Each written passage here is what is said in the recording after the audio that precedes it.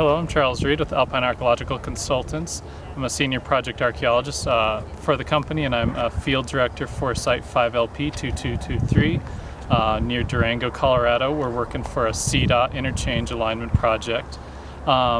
We've been working since early May at this site, where we've had series of, we have about 7 pit houses we've identified so far, several surface room blocks, which are generally aligned north to the northwest of these pit houses, which are the primary residences, and several other features. But so far we've been spending a lot of time at these pit houses where people are living. It's kind of their primary domestic areas. There's also some indications of ceremonial uses. The structure behind us over here is the largest pit house we have on this site and has more indications of probable ceremonial use.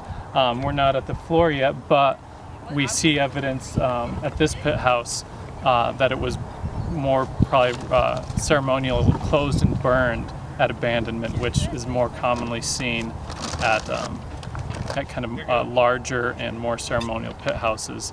However, another site, Alpine, is excavating this season by our principal investigator for the project, Rand Grubel, where we have a large structure that really does appear to be ceremonial for this larger community, probably served as a ceremonial structure, and what I've been excavating as more of the residential village hamlet. The area around us was estimated, maybe housed up to 50 people. So, and kind of give or take. Several of these pit houses were probably used at the same time. Some of them probably were abandoned and, prior. So not all of these, are believed to be contemporaneous. We will be trying to get tree ring dates from the posts for all these structures so we can get cutting dates and really get a good view of when these structures were occupied, how many were open at the same time, and then also help us get better views of how many people were living here, during this time period, which we're thinking is probably late 700s, like 780 to the 800s, before the region was depopulated again, based on both ceramics that we found, but also other archaeological projects in the region, which are showing that kind of by the mid 800s. People are leaving the region.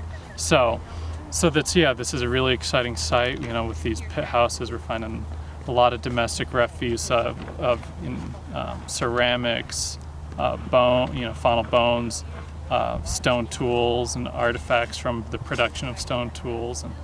And so it's an exciting project. We have found several human remains at the site, both fragmentary remains, suggesting kind of just later reburial or kind of secondary incidental burial into structures that were abandoned.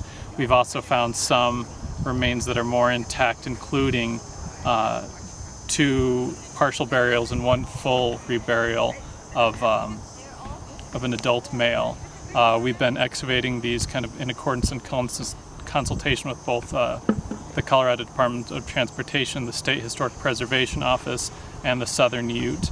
Robin Cordero, the osteologist with the New Mexico Office of Contract Archaeologists, has been assisting us in the recovery and documentation of the remains so that we can take the data we need, excavate them carefully and respectfully, and then we're removing them, and we'll ultimately rebury them close by on land procured by CDOT, and so they can be reburied close to where they are and in a respectful way, and in consultation with the Southern Ute.